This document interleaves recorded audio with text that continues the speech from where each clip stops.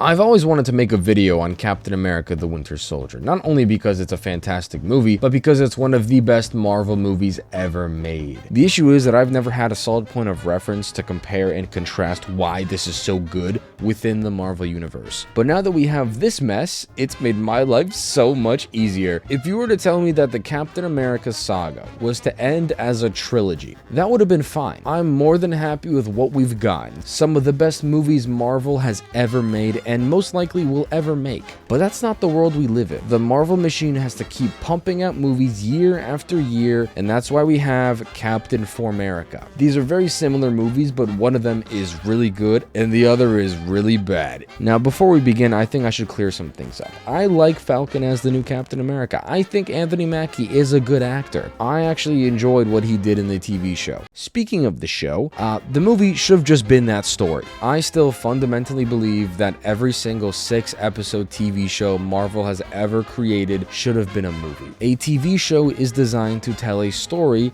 at length. You know what that show was not? A lengthy story. This is a good continuation of the Captain America name. Even though they are very different characters, deep down, they are virtually the same. And the TV show explores this very well, and it has its own problems, but it actually takes time to dive into who Sam is as a person. Unlike this movie. And that's my biggest problem with Captain America: Brave New World. This is not a Captain America movie. This is a very general Marvel movie. All that this is doing is furthering the grander narrative at play, with Captain America written all over it. And this kind of sucks because every single Captain America movie in the past has been an introspection into who Steve is fundamentally as a character when he's challenged.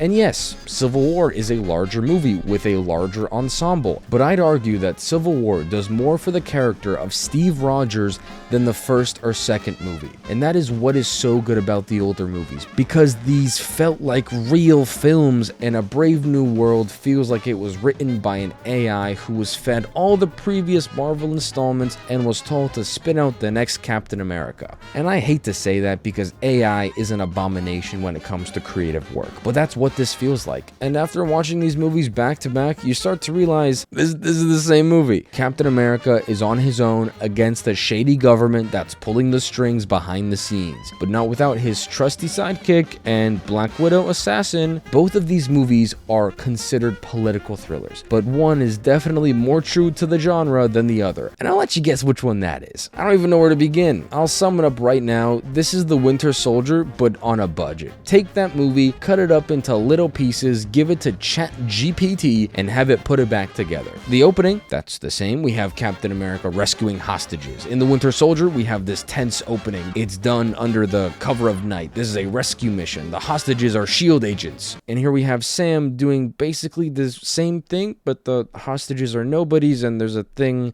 that he has to secure, which we later learn is adamantium, which doesn't do anything. What did the Winter Soldier do next?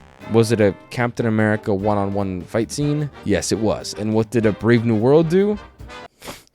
Take a guess. Was it a Captain America one-on-one fight scene? Yeah, it was. Yeah. Anyways, a large element of The Winter Soldier is about the Winter Soldier. This piece of the mystery assassin was taken and reshuffled to be Giancarlo Esposito. There's just one little problem with this. This character means nothing. I mean, he does the stuff that Bucky does, so he must be the same character, right? No. Not only is this character's only motivation money, but he has no connection to Sam at all. And even still, he does nothing for the story. What's really funny about this is that this character was added only in the reshoots. It's not like they redid his scenes, they added them in as new. This character didn't exist in the original script, so they did the test screenings and people really didn't like the movie, so they said, how do we make this movie more like The Winter Soldier? And so they added Giancarlo Esposito to do the Winter Soldier thing, to trick people into some sort of nostalgia bait, and as you would imagine, this doesn't work at all. The problem with ripping all of these elements out of one movie and repacking it into another is that all the little interconnected aspects don't carry over. Now, the actual villain of the movie is Brainiac? Oh no, so I mean the leader. Apparently he's in the first Hulk movie. I've seen it once. as a kid. Why did they go with him? Out of the entire lineup of Captain America villains, they went for the Hulk villain. And I understand that they want to do the whole Red Hulk storyline, but like, come on, this isn't a Hulk movie. And I'm totally fine with using different villains for different characters. That's fine with me if it works for the story. The thing is, it doesn't work for the story. The great thing about The Winter Soldier, it's just a movie about how evil Hydra is. The way the film is structured is they feed you these little bits of information until shebang, it's in your face. The bad guy's plan is to use the SHIELD helicarriers to kill millions of people that could supposedly be a problem for them in the future. I'm scared. Like, that's kind of crazy. This movie does it a little differently. Brainiac's plan is to keep giving the president evil pills to make him the Red Hulk. So he eventually does Red Hulking.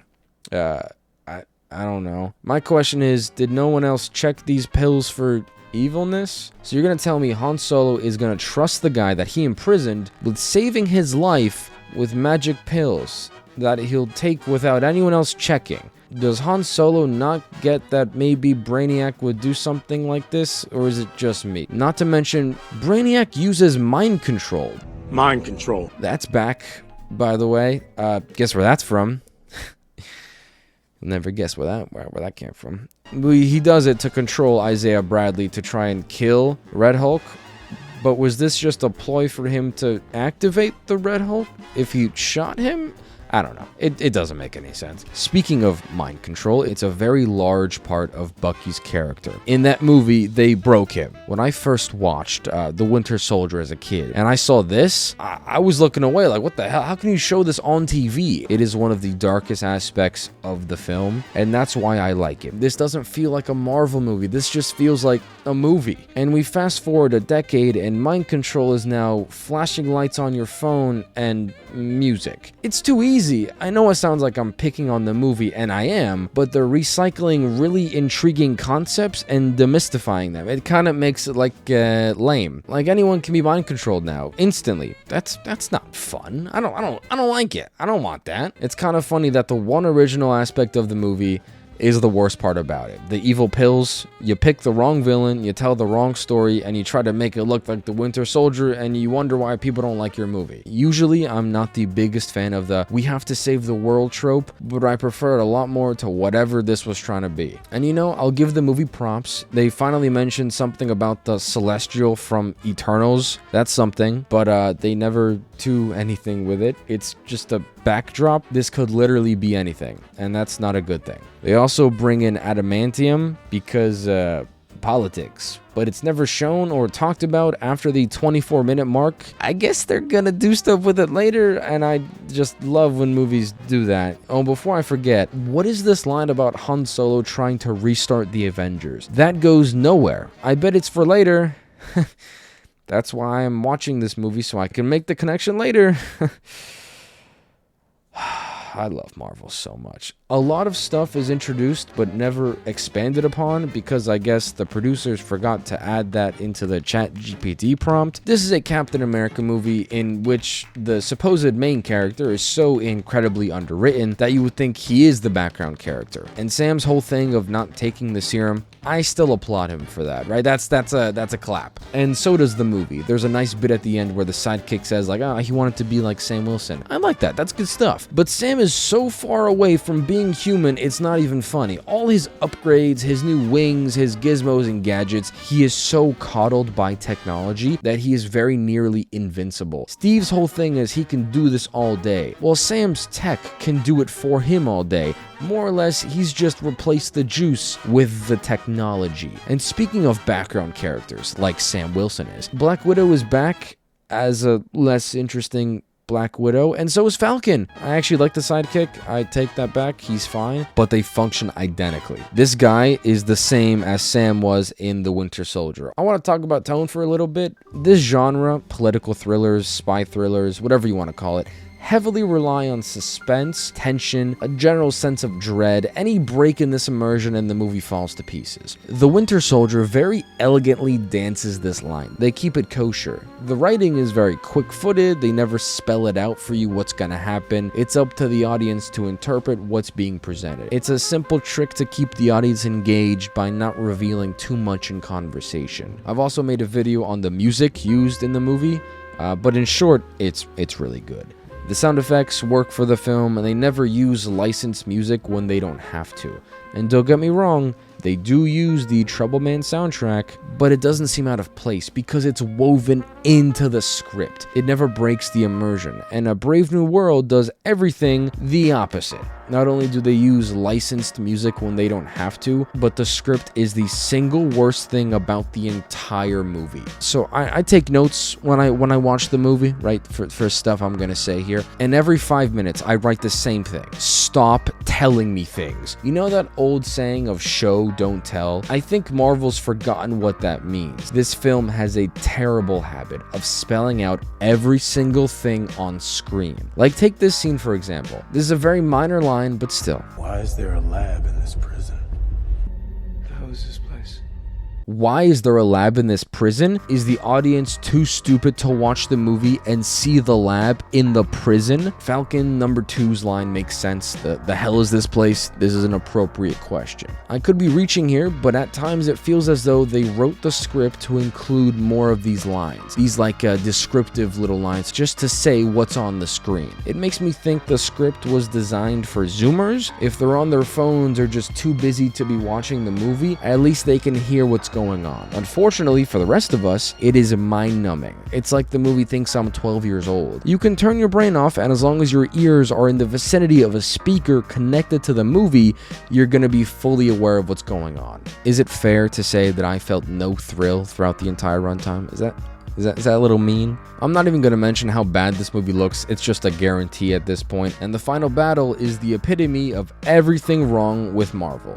Let's see what the AI pulled from all the source material. What is it going to suggest for our final battle to be? Is it a big dumb CGI boss battle? Yep. Who could have guessed that one? It's kind of funny that this is the lineup they chose because Sam is just a guy. He doesn't have the serum. Side note, there should be no way that Sam survives any of these attacks or even attempts these feats of strength and succeeds. That's the part that gets me. I understand him attempting it because he's Captain America, but the fact that he succeeds, I don't like it. I don't know, it just doesn't, maybe it makes me think he might be juiced a little bit. You never know. But there's a reason that in every other piece of Captain America media, he is fighting another guy. Not a CGI blob, but a humanoid person. Because that makes sense. That's fair. They're both just guys. There's no way that he can beat the Red Hulk. Oh, and he beats the Red Hulk. Okay. Well, never mind then. What I'm trying to say is that I don't care about any of this. These two are fighting because Red Hulk is mad because he's red. That's it. There is no weight behind any of this. I don't feel anything for the Red Blob or the video game character that keeps spamming his special attack. This is just a cutscene, and that's what this movie is, a nothing sandwich. I miss the days when Marvel used to be intriguing. The only character that sort of changes is Ross, who gets powers now. That's about it. Did Sam learn anything? Did he change at all? If he did, then I completely missed it. And you know what piece of Captain America media actually has a relatively fleshed out story with somewhat decent characters? It's the TV show. So I'm gonna say it again. This movie should have been that show. Delete this mess of a story and adapt that show into what it was originally supposed to be, a movie. Captain America: Brave New World is terrible. And I thank you, Marvel, for making it, because it makes the Winter Soldier look so much better.